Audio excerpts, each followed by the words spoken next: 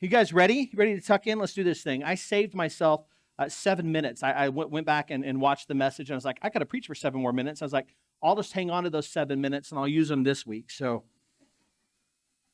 everybody that's never been here before just got really nervous. I'm just kidding, y'all. It won't be bad. I'm super excited. This is my second week in our Psalms series, which will go for one more week. And then just for note of clarification, we'll be back in the gym next week because they've got to get this room set up for back to school teacher meetings and that kind of stuff. And so the walk won't be so long. So for those of you that time it perfectly to get out of your car and walk in right as that first song is finished, you get like 35 seconds back. That was funny. Everybody but that does that didn't laugh. So, man, I love summer.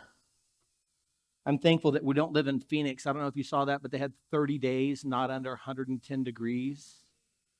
Ooh, Lordy, help me. Hey, let's get started. Let's just dive right in. Psalms 37.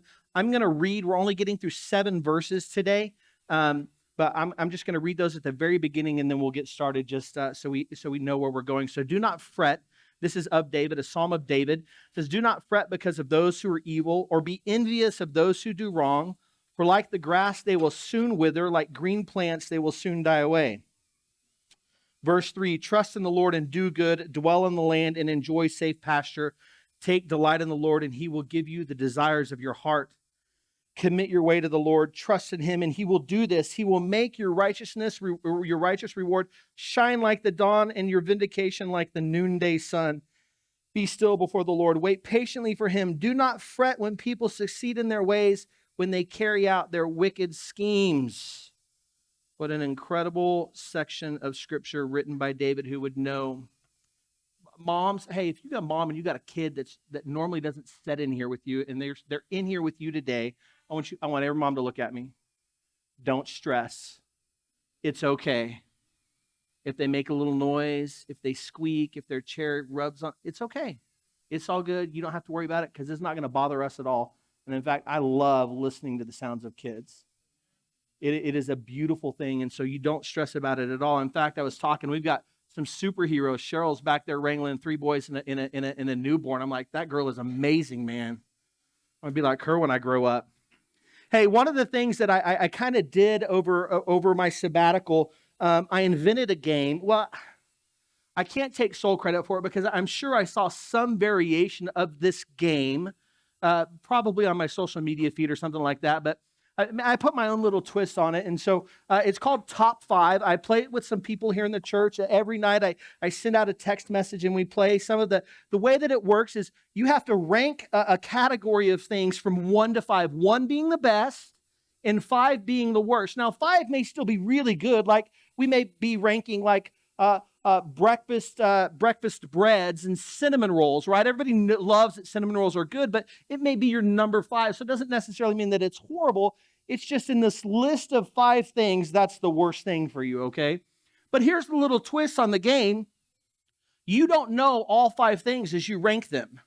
So I give them out one at a time, and then you have to go 1 through 5, not knowing what's going to come next. And man, it causes for some tension. We've got some sisters that play. We've got a married couple that play. And I imagine that it's caused some intense discussions about who's right or who's wrong. Some of the categories that we've done is best side dish. Now, my number 1 is mashed potatoes.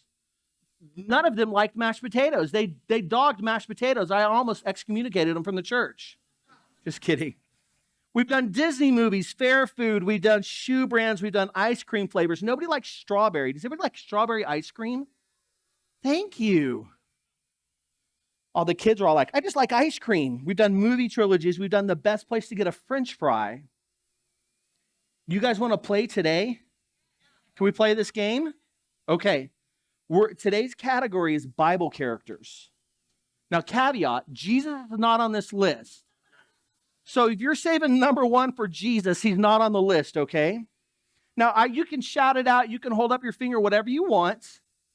But here's your first one, 1 through 5. 1 is the best. 5 would be worst in your opinion. Moses.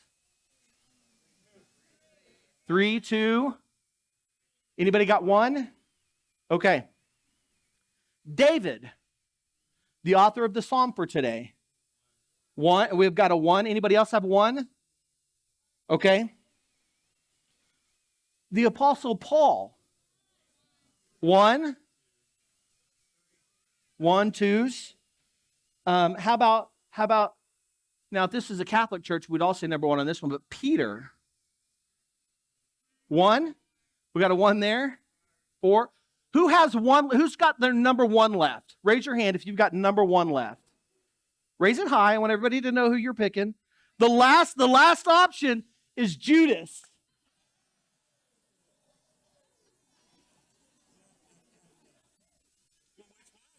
The bad one, not the good one. Hey, y'all, perspective matters, doesn't it? Now, if I would have given you all 5 of those, where would Judas have been for everybody? Would have been number 5, right? Having a proper understanding of a list of things that you're gonna rank 1 to 5 matters. It matters a great deal. When you don't have the proper perspective, everything is out of control.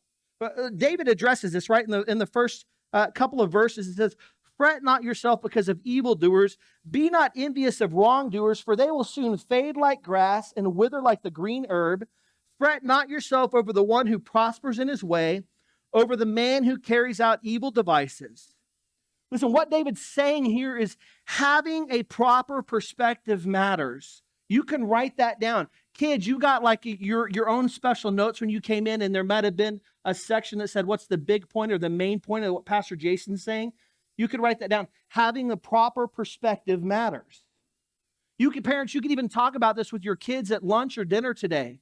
You could play top 5 with candy and sneak like our food and sneak like asparagus in there. Give them all candy till the very end. I don't do that all the time, but sometimes I do, and it's really funny.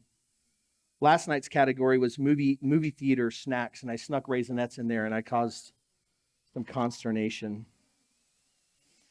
But isn't it true? Having a proper perspective matters. We look around our world, and we look at people that seemingly have everything in the world, but would publicly denounce any kind of faith or religion. We see people that are negative, getting ahead, that are getting the way. I mean, I look at some of the massive amounts of money that people have. Like if you made $1 every second, you could be a millionaire in 12 days. Can I get an amen? If you made $1 a second, you'd be a billionaire in 31 years. And if you made $1 a second, you'd be a trillionaire in 31,000 years. And we've got companies that are valued at $3 trillion. We've got people whose personal net worth are like in the billions of dollars. Elon Musk, I mean, if I could have 5% of his net worth, I could fund Middleton Young Life for perpetuity. Man, nobody got an amen from over there? I'd build us a new building, y'all, and we'd all have our own personal air conditioners or heaters right over our chairs.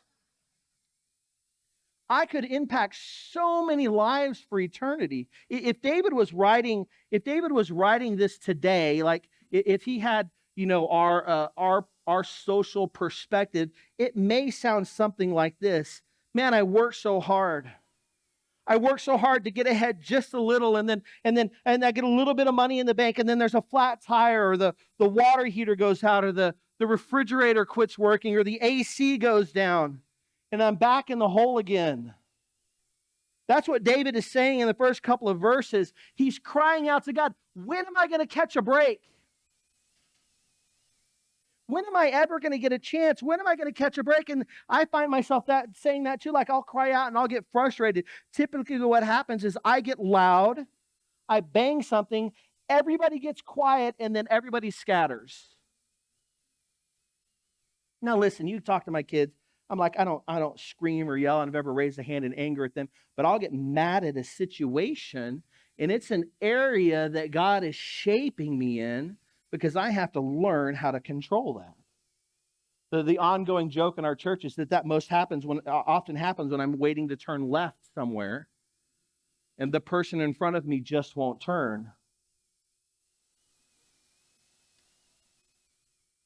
You want to see how you are as a person with your patience? Go drive Karcher Boulevard on a Friday at 1 o'clock in the afternoon. Whew, you'll learn really quickly. Listen, one of the things that I've learned as I've been reading through the book of Psalms, this isn't a note that you can write down on your sermon guide, but you may want to write it down. You can't control what's happening to you. But what you can control is your attitude. And that is where your power lies. You can't control what's happening to you, but you can control your attitude about a situation. Listen, we're all just one red light away from disaster rocking our worlds. We're all one run stop sign away from our worlds changing forever. My kids were all on a car today driving here. One bad accident away from my world changing. One bad accident away from me not being able to stand up here and preach to you this morning. And so having a proper perspective matters when we look at life and how we live. So then we have to beg the question, so how do we have a proper perspective? I'm glad that you asked that question because that's what we're going to talk about today. We're going to look at what having a proper perspective is rooted in because David tells us this in the next few verses. And the first one is this, that having a proper perspective is rooted in trusting the Lord. And that's found in verse 3. Trust in the Lord and do good, dwell in the land and befriend faithfulness. Trust here, this word is defined as reliability, truth, or the ability or the strength of someone or something. We all agree upon that, right? Like that, trust, like I put trust, like I trust this stool. I'm relying upon its strength, the reliability, my history with this. Week after week when I sit on it, when I have it up here, or it's in a classroom and I see people sit on it, or I see somebody else use it, the construction is good. I can rely and trust that this is going to hold up my weight, correct? All right, we all agree upon that, but really what David is saying here is something completely different. And in fact, it's the way that the picture that he's painting is how knights used to give their oaths to kings or queen when they were going to swear fealty to their ruler. In the way that it would work is the knight. Harper, you want to come be part of the sermon this morning? Yeah, you do. Come on. That Harper's the knight. We're going to knight Harper, okay? She's going to swear fealty to me. This is what it would look like, okay? So Harper would get down on her knees. So can you, yep, just like that. Okay, perfect. And then she would take her sword.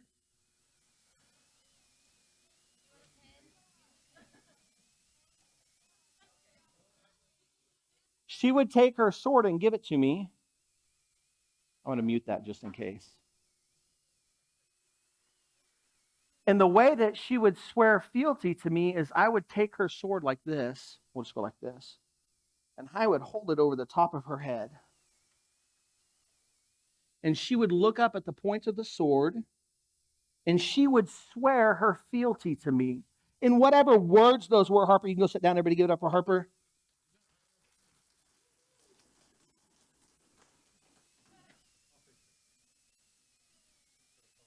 Wah, wah, wah, wah. He just won't sing on the last song. And the reason that they would do that is the knight on their knees before the royalty with the point of the sword pointing at their head is saying, I put my total and ultimate trust in you to protect and guide me. It's like laying prostrate before somebody, right? Where you're laying flat on the ground. In your face is before somebody. We always talk about, the joke is like, if Jesus was in the room, like, what would you say? In high school, kids would be like, I'd give him a high five and be like, you're my homeboy, like, you're so awesome. And dude, no, we'd fall flat on our face before him in total trust and understanding that he has the power of life and death over us. Jeremiah says it this way in chapter 17 of his book. This is what the Lord says. Cursed is the one who trusts in man, who draws strength from mere flesh, and whose heart turns away from the Lord. That person will be like a bush in the wastelands. They will not see prosperity when it comes. They will dwell in the parched places of the desert in a salt land where no one lives. But blessed is he who trusts in the Lord, whose confidence is in him. They will be like a tree planted by water that sends out its roots by the stream. It does not fear when the heat comes, or its leaves are always green. It has no worries in a year of drought and never fails to bear fruit. Jesus walking along with his disciples. I could just imagine how this conversation is taking place. He and the 12 are just walking, or the 11 or whatever, however many with him at the time, just walking along. And Jesus looks up and sees a bird land and chirp and says, "See that bird?" And his disciples are like, "Oh yeah, or we see the bird. Are we bird watching? What are we doing today, Jesus?" And he goes, "That bird doesn't worry about where it's going to eat, what it's going to eat tomorrow. And if my Father takes care of that bird, how much more is he going to take care of you?" We trust in the Lord for everything that we have. We understand that he has the power of life and death over us. We trust him because he knows us, and he made us, and he knows us better than anybody else, better than ourselves. David doesn't stop there. He says, delighting in, or having a proper perspective is rooted in also in delighting in the Lord. Look at verse 4 with me. It says, "Delight yourself in the Lord, and he will give you the desires of your heart." Delight yourself in the Lord, and he will give you the desires of your heart. When you delight in something, it means that it takes up your focus. It becomes what your heart wants. The delight of the bee is the pollen of the flower. The delight of a new mother is her newborn babe. The delight of every believer should be the Lord. When we are delighted with something or someone, we are influenced by it. Jim preached a couple of weeks ago in Psalm 34. He says this, "I will bless the Lord at all times. His praise shall continually be in my mouth. My soul makes its boast in the Lord. Let the humble hear and be glad. Oh, magnify the Lord with me. Let us exalt his name together." What we delight in is what we spend time with. What we spend time with impacts who we are, and who we are determines what we delight in. Let me say that again. What we delight in is what we spend time with, and what we spend time with impacts who we are, and who we are determines what we delight in. Kids, look at me. Any of you kids watch Bluey? Some of you, more adults raise their hand than kids. Are you kidding me? Like Bluey's like the number one kid show anywhere. Like you turn it on and it's just like our kids turn to zombies watching it. Like my kids don't watch it. They're too old. Or maybe they do watch it and I don't know. But what we delight in is what we spend time with. And so you just look at it in your kids. If you're fortunate enough to have high school kids that are dating right now, nothing like young love, right? Oh my gosh, it's like, come on, get over yourself, dude. You've known her for 13 seconds. Cooper doesn't have a girlfriend. I'm not talking about him. You guys know what I'm talking about, though, right? It's just like that's all they can talk about. It's like, seriously, I can't go past that line, can I?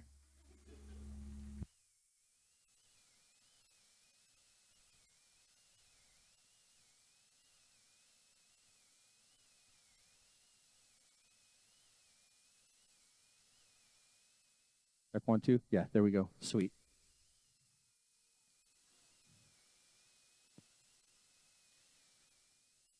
What we spend time with influences who we are. Who we are determines what we delight in. We have to be watchful over the things that we spend time with.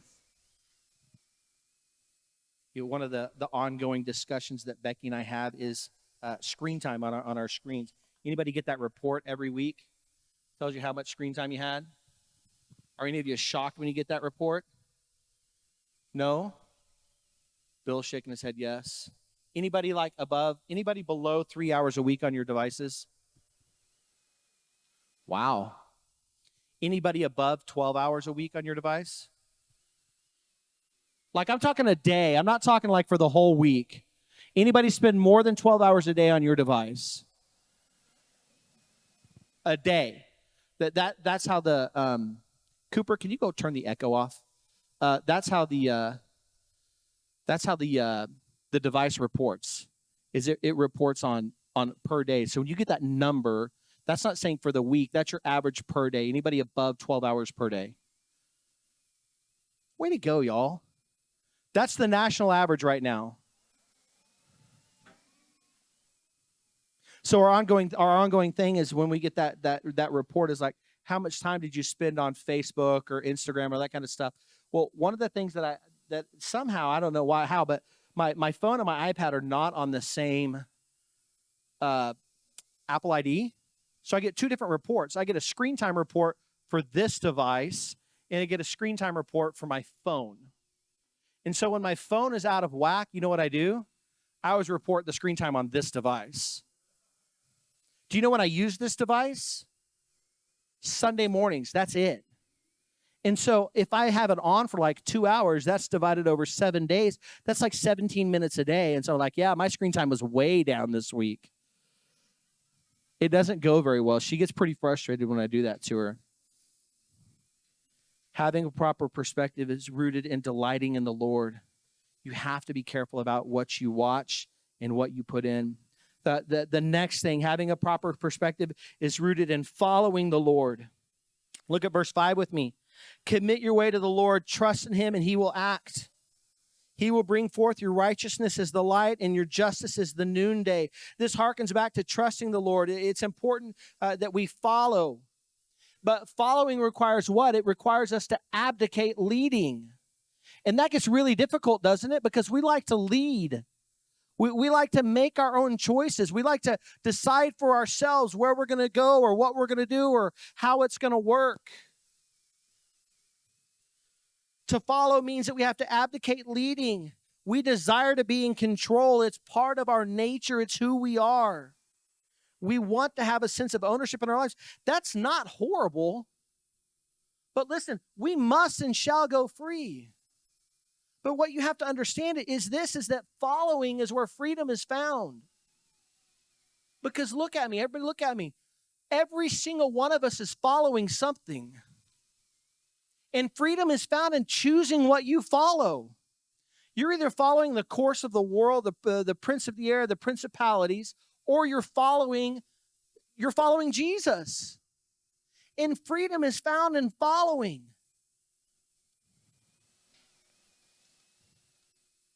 You know, one of the mistakes that I make in life is telling Harper my plans. Oh yeah, the knowing nod. So I'll be like, I wish you guys could see her face. She's not happy with me right now. I'll be like, hey, we're gonna go camping next week.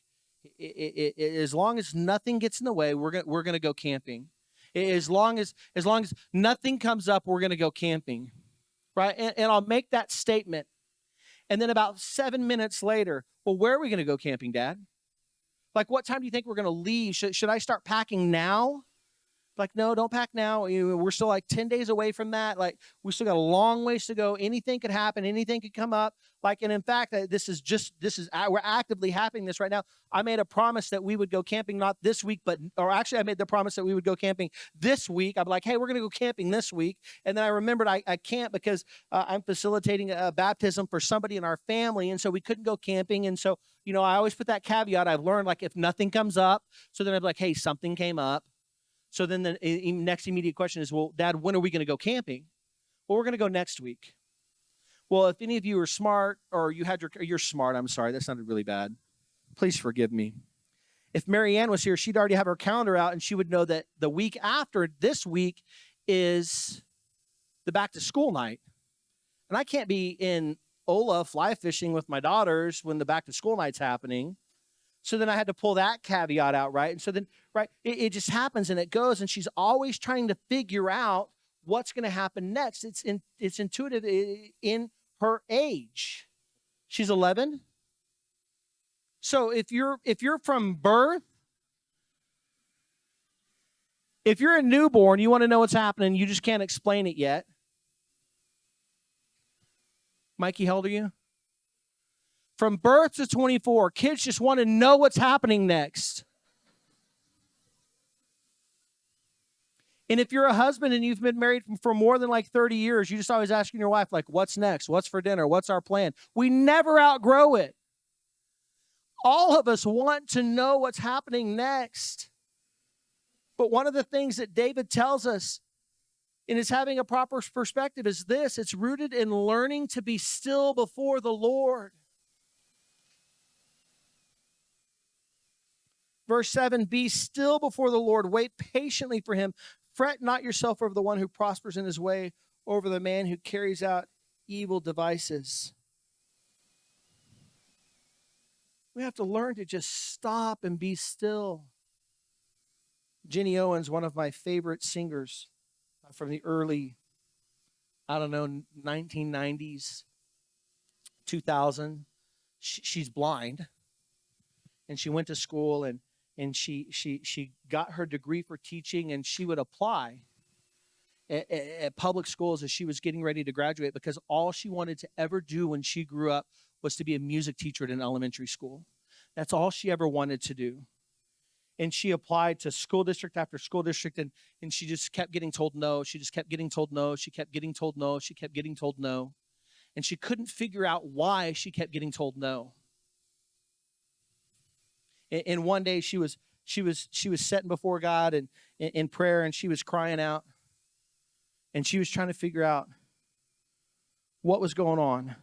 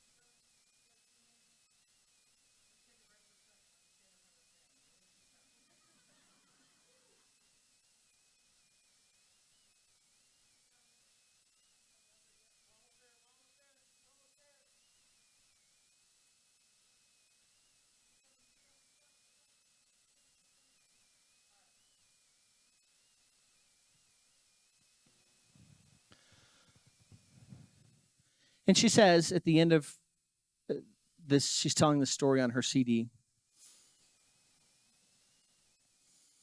And she says, she got a word from the Lord. She's reading scripture. And she said, one of the most profound things that I've ever heard that's impacted me in my faith walk as I've followed Jesus. And she said this, she said, I can wonder, but I don't have to worry. Having a proper perspective matters. Now listen, everybody, if you have this, let's hold it up so we can see how far the rope traverses. Now, if this rope represents eternity, and I am at creation here with Adam, And the bundle of rope here that Lethe has is eternity with God in heaven.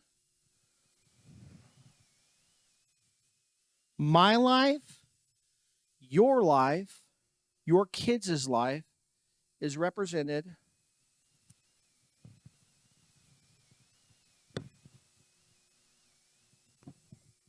by that small little piece of rope. You can drop the rope now.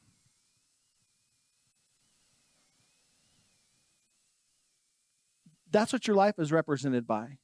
Now, that's not meant to be depressing. This is your life in the course of human history. And it's so valuable that God sent his son Jesus to die for you. But listen, what you have to remember is this isn't the goal. Because you know what happens with this? And it's gone. This remains. This is eternity. This is the goal. This is where your perspective lies, not in your life that's here today and gone tomorrow.